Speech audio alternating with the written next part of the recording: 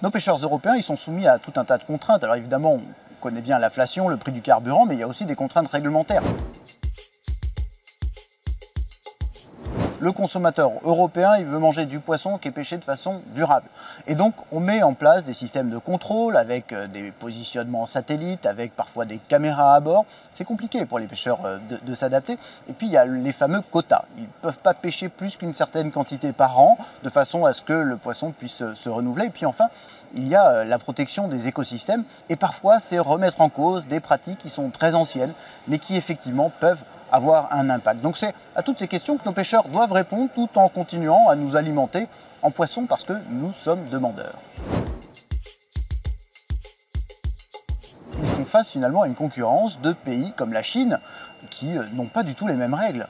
On a accumulé tout un tas de réglementations, de contrôles, de taille de filet pour nos pêcheurs européens. Mais en même temps, on importe 70% des produits de la mer que nous consommons en Europe. Donc un des problèmes des pêcheurs aujourd'hui, c'est une forme de concurrence qui s'exerce sur le marché européen avec ces pays que nous ne contrôlons pas.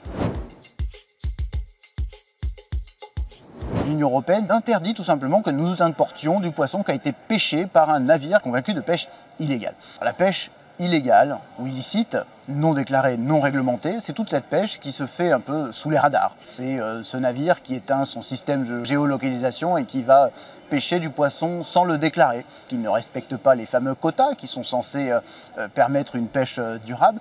Ça veut dire tout simplement qu'il s'extrait des règles communes qui sont mises en place pour faire en sorte qu'on puisse se partager équitablement une ressource qui est finie et qu'il faut respecter.